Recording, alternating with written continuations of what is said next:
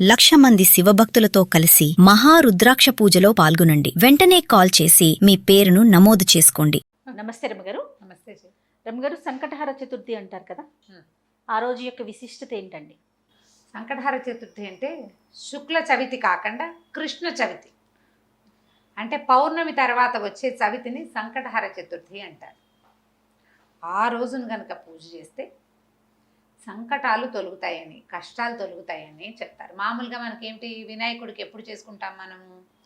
ఈ భాద్రపద శుద్ధ చవితి నాడు వినాయక చతుర్థి, ఆయన జన్మదినమని, ఆ రోజు ఆయన జన్మించాడని భావించి ఆ రోజే గణాధిపత్యం వచ్చిందని అయ్యవారికి అవాళ పూజ చేసుకుంటాం. అయితే అన్ని నెలల్లోనూ, ప్రతి నెలలోనూ కూడా పౌర్ణమి వెళ్ళగానే వచ్చే 4వ రోజుని సంకటహర చతుర్థిగా భావించి పూజ చేస్తారు. చవితి వినాయకుడికి ఇష్టం. ఈ కృష్ణ చవితికి కనుక పూజ చేస్తే ఆ రోజు సంకటాలు తొలగుతాయని, ఏ కష్టంలో ఉన్న వాళ్ళైనా అవాళ పూజ చేస్తే విశేషమైన ఫలితం లభిస్తుందని చెప్తారు.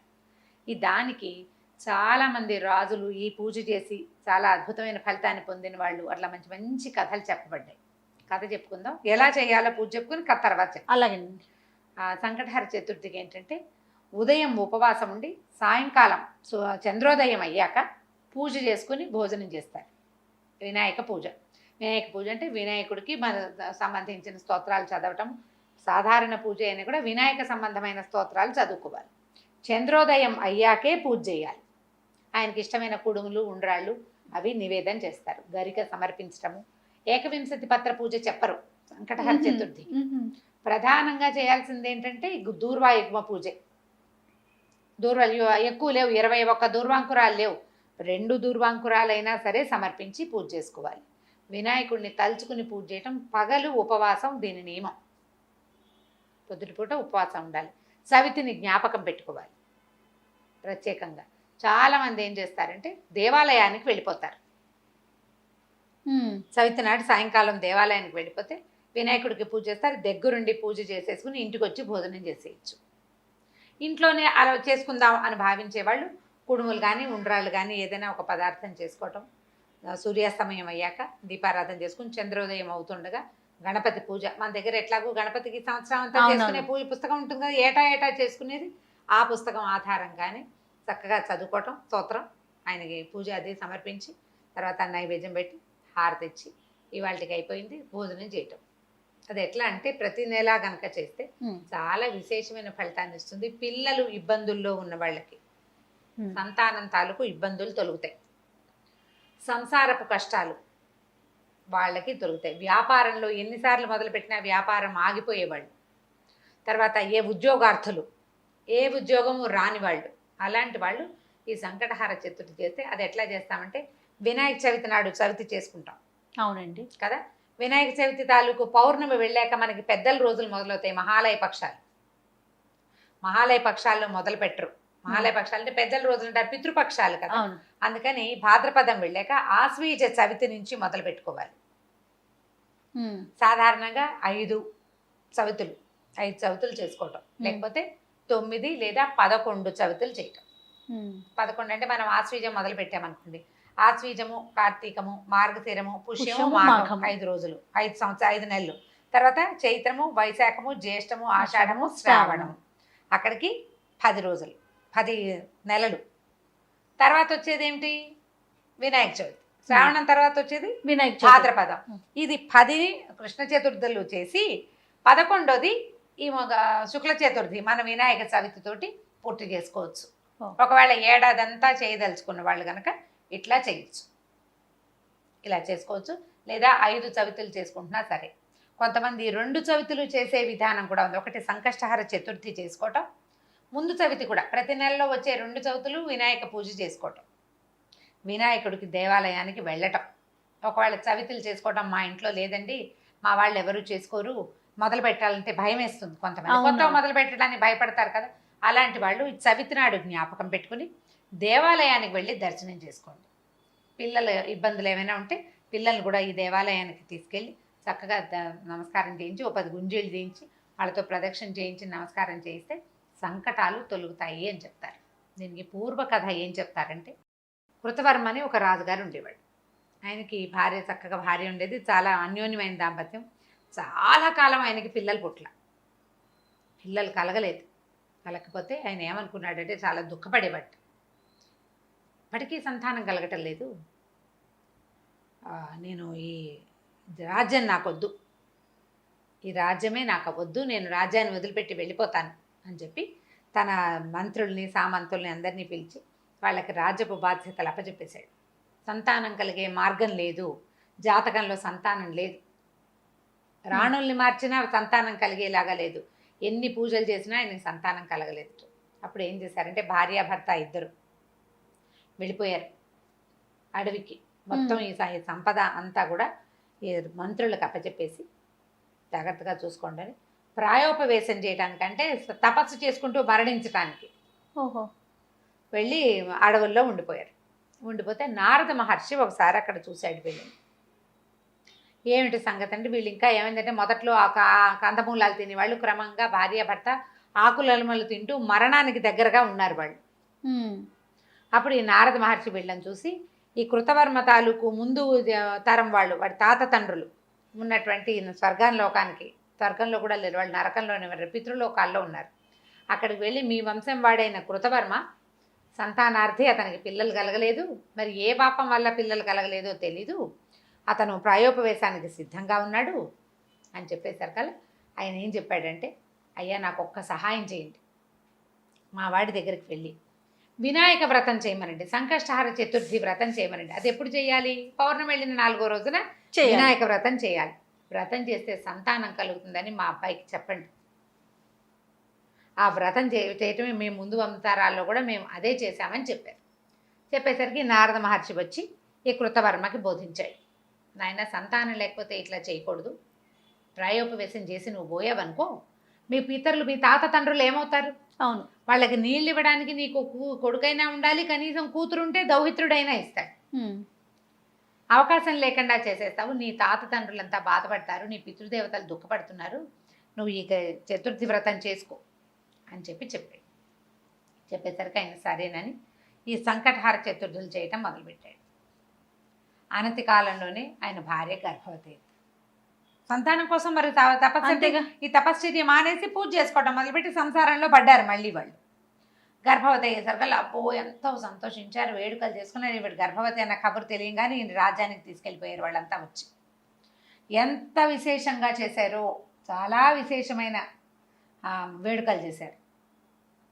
ఈయన ప్రతి నెల చేసేవాడు. ఆవిడ గర్భవతి అవ్వకముందు చాలా జాగ్రత్తగా చేశాడు, గర్భవతి అయ్యాక కొద్దిగా పూజ చేస్తూ ఉండేవాడు, బొమ్మోమ్ అనేవాడు. వచ్చేసింది కదా ప్రెగ్నెన్సీ. అయితే ఏమైంది, కొన్నాళ్ళకి ఆవిడే 10 నెలలు 11 నెలలు అయ్యాక కన్నది పిల్లవాడు. చంద్రుడు లాంటి ముఖం, ఎంత బాగున్నాడో పిల్లవాడు, కానీ చేతులు పాదాలు లేవు. అంగహీనుడైన కుమారుడు కలిగాడు. పిల్లవాడు మహాందంగా ఉన్నాడు, చేతులు లేవు, కాళ్ళు లేవు. ఆవిడ విపరీతంగా ఏడ్చింది. ఏం చేసుకోను ఈ శిశువుని నేను? రాజ్యానికి ఉత్తరాధికారి కావాలని, పెద్దలకి నివాపాంజలి ఇవ్వాలని కన్నాము, వీడికి చేతులు లేవు, కాళ్ళు లేవు, ఇంత అంగవైకల్యంతో పుట్టిన బిడ్డ భగవంతుడు ఎందుకు ఇచ్చాడు నాకు ఇటువంటి బిడ్డని? నేనేం చెయ్యాలి అని విపరీతంగా దుఃఖించింది. అయితే అప్పుడు 100 మంది ఋషులు వాళ్ళు వచ్చి, అమ్మ కార్యకారణ సంబంధం ఉంటుంది, ప్రతిదానికి ఒకటి జరిగిందంటే దానికి ఒక కారణం ఉంటుంది, ఇలా జరగడానికి దానికి ఒక కారణం. దీనికి ఇప్పుడు నీకు నీ పెద్దలకి నీళ్ళు ఇవ్వడం కోసం జన్మించిన కుమారుడికి చేతులు వస్తాయేమో రేపొద్దున, పిల్లవాడిని సంరక్షించండి అని చాలా చెప్పారు. చెప్పేసరికి సరే ఏం చేశారు, కృతవీర్యుని కుమారుడు కార్తవీర్యుడు అని పేరు పెట్టి పెంచుకున్నారు పిల్లాడికి 9 సంవత్సరాలు 11 సంవత్సరాల దాకా వయసు వచ్చింది. పొడుగు చేశారు. పొడుగు చేసిన అబ్బాయి జపం చేయలేడు, ఏం చేయలేడు, చేతులు లేవు కదా, అలాగే పెరిగాడు. రాజు చేయవలసిన క్రియగా చేసేసారు, యజ్ఞోపేతం వేసి పెట్టారు. అయితే అబ్బాయికి 11 సంవత్సరాలు వచ్చిన తర్వాత దత్తాత్రేయ స్వామి వచ్చారు ఇక్కడికి. వచ్చి నీ అపురూపమైన నీ కుమారుణ్ణి చూడ్డానికి వచ్చాను నేను, చాలా అపురూపమైన కుమారుడు కలిగేట నీకు, వాడిని చూడడానికి వచ్చానంటే బాధపడ్డారు. కానీ వీళ్ళు ఆ పిల్లాడిని తెచ్చి చూపించారు. చూపిస్తే ఆయన కృతవీర్యుడు చాలా దుఃఖపడ్డాడు. నేను సంకటహార చతుర్థులు చేశాను, చతుర్థి వ్రతాలు చేశాము కుమారుడు కోసం, ఎందుకు గణపతి నాకు ఇటువంటి కుమారుని ఇచ్చాడో తెలియలేదు నాకు అంటే, ఈయన ఏమన్నాడంటే, నువ్వు వ్రతం చేసేటప్పుడు ఆచమనాదులు సరిగ్గా చేయవలసిన క్రియలు కొన్ని సరిగ్గా చేయకపోవటం వల్లే ఉండవలసిన కొన్ని అవయవాలు లేకుండా పోయాయి. ఓహో. నీ తాలూకు కర్మానుభవం వల్ల నువ్వు పొరపాటు చేసావు, అది పిల్లవాడు అనుభవించవలసి వచ్చింది. వీడి అనుభవ కాలం తీరిపోయింది అని ఈ అబ్బాయికి ఏకాక్షర గణపతి మంత్రాన్ని ఉపదేశం చేశాడు. నాయన, గణపతిని ప్రార్థించు, ఈ జపం చేసుకో, గణపతిని కూర్చొని తపస్సు చెయ్యి, నువ్వు ఊహించలేనటువంటి గొప్ప అదృష్టం నీకు లభిస్తుంది, ఇవాళతో నీ దశ మారిపోయిందని చెప్పాడు. గణపతి మంత్రాన్ని తీసుకున్న పిల్లవాడు, నేను ఇక్కడ ఉండను, నన్ను అడవికి పంపించేసి. అడవికి పంపించాలంటే పిల్లాడు నడవలేడు, ఎవరినైనా పంపాలి. అప్పుడు ఒక మనిషి వాహనాన్ని ఏర్పరిచి, నరవాహనాన్ని, ఈ పిల్లవాడిని అక్కడికి అడవిలోకి పంపించారు. పంపిస్తే అతను ఒక ఏకదీక్షతో కూర్చుని ఎంత తపస్సు చేశాడో కొన్ని సంవత్సరాల పాటు. చివరికి గణపతి ప్రత్యక్షమయ్యాట కార్తవీర్యుడికి. ప్రత్యక్షమయ్యి సహస్ర బాహువులు ఇచ్చాడు ఆ అబ్బాయికి. చేతులు లేని పిల్లవాడికి 1000 బాహువులు ఇచ్చాడు. పాదాలు వచ్చేసినాయి, ఈ చేతులకి 1000 చేతులు. ఒక చేతితో జపం చేయవలసిన జపమాలతి పలుతున్న వాడికి 1000 చేతులు వచ్చేసి ఇచ్చి అతను లేచి నిలబడితే ఆ ఆకారాన్ని చూడడానికి దేవతలు భూమి భయపడ్డారు. అంత శరీరం వచ్చింది అతనికి తపశ్చర్య వల్ల. దేవతలంతా ఓహో అన్నారు, నువ్వు సామాన్యుడివి కాదన్నారు, నీ అంత గొప్పవాడివి నువ్వేనన్నారు. దత్తాత్రేయ స్వామి వారి భక్తుడిగా మారాడు ఈ కార్తవీర్యుడు. చాలా విశేషంగా అప్పటి నుంచి ఎప్పుడూ నిత్యము కూడా ఈ గణపతి పూజని అతను చేసుకుంటూ ఉండేవాడు. ఈ కార్తవీర్యుడు ఎవరి అంటే సుదర్శన చక్రాయుధం తాలూకు అంశావతారం అని చెప్తారు. విష్ణు భక్తుడు ఆయన. ఇట్లా పుట్టాడు, దత్తాత్రేయ స్వామికి భక్తుడిగా మారాడు. సంకటహర చతుర్థి వ్రతం చేయటం వల్ల పుట్టిన కుమారుడు ఆ చతుర్థుల్లోనే జపం చేయటం వల్ల అతనికి 1000 చేతులు వచ్చినాయని. తర్వాత ఆయనకి పరశురాముడి వల్ల ఆయనకి గర్భభంగం జరిగింది, శాప విమోచనమై మళ్ళీ సుదర్శన చక్రాయుధంగా మారిపోయి వెళ్ళిపోయాడు. కనుక ఈ విష్ణుమూర్తి అంశం కలిగినటువంటి దత్తాత్రేయ స్వామి త్రిమూర్తి అవతారుడు. దత్తాత్రేయ స్వామి భగవంతుడు తన భక్తుణ్ణి ఎట్లా కరుణిస్తాడంటే, ఒకటేమో దత్తాత్రేయ స్వామిగా వచ్చి ఇతనికి మంత్రోపదేశం చేశాడు. అవును. పరశురాముడుగా వచ్చి అతని శాప విమోచనం చేశాడు. తన భక్తుడైన సుదర్శనాన్ని తన చెంతకే చేరుకున్నాడు విష్ణుమూర్తి. ఈ కథకి కారణం మహాగణాధిపతి యొక్క పూజ. ఆ సంకటహర చతుర్థి పూజ వల్లే ఇతనికి భూలోకంలో పుట్టడం కుదిరిందనమాట. ఈ కథని చెప్తారు. సంకటహర చతుర్థి చేసిన వాడికి, సంతానం లేని వాళ్ళకి సంతానం కలుగుతుంది. అందులో పొరపాట్లు చేయకూడదు, జాగ్రత్తగా చేయాలి. నియమం ఏవేవో పెట్టుకోవద్దు, సులువైన నియమం పెట్టుకోండి. పగలు ఆహారం తీసుకోము, అన్నం తినం, పగలు అన్నం తినం, రాత్రి అన్నం తింటాం. ఓకే. నువ్వు ఇంట్లో చేసుకుంటావా గుళ్ళో చేసుకుంటావా నియమం పెట్టుకో. అన్ని వారాలు ఇంట్లోనే చేసుకో, అన్ని నెలలు, లేదా అన్ని నెలలు దేవాలయానికే వెళ్ళు. నియమాలు తప్పద్దు, అంతకంటే పెద్ద హడావిడి ఏం లేదు అందులో. చాలా సింపుల్. పగలు ఉపవాసం ఉంటాం, సాయంకాలం చక్కగా కుడుములు వండుకుంటాం, బియ్యపు రవ్వ ఉడికించి వాటిని ఉండలు చేసుకుని దాన్ని మళ్ళీ ఇంకొకసారి ఉడికించి అది ఏమంటారు ఆవిరిలో పెడితే కుడుములు తయారైపోతాయి. వినాయకుడికి కుడుములు నివేదన చేసుకోండి ఇంట్లో చేసుకునేటట్టయితే. దేవాలయానికి వెళ్తే ఎట్లాగో పళ్ళు ఫలాలు పట్టుకెళ్తారు, అక్కడ చేసే విధానం ప్రకారం అక్కడ పూజా విధానం జరిగిపోతుంది. చొక్కొచ్చాక తినాలి.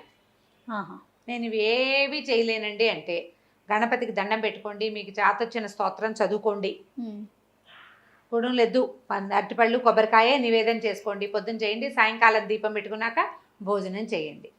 నియమం నిర్ధారించుకోండి ఏదైనా ఒకటి, కానీ నిష్టగా చేయండి. ఆ నియమాన్ని మాత్రం వదిలిపెట్టకుండా చేసుకోవచ్చు. సంకటహర చతుర్థులు చేస్తే చాలా సమస్యలు తీరుతాయని చెప్తారు. సంకటహర వినాయక స్తోత్రం ఒకటి ఉంది, దాన్ని చదువుకుంటే చాలా ఫలితం లభిస్తుంది. ఈ పూజ చేసుకునే వాళ్ళకు కూడా అన్ని రకాల ఫలితాలు లభిస్తాయి. చాలా విశిష్టత ఉంది అయితే కదా రమ్మగారు. అవును, తప్పకుండా అండి. నమస్తే. నమస్తే జయ.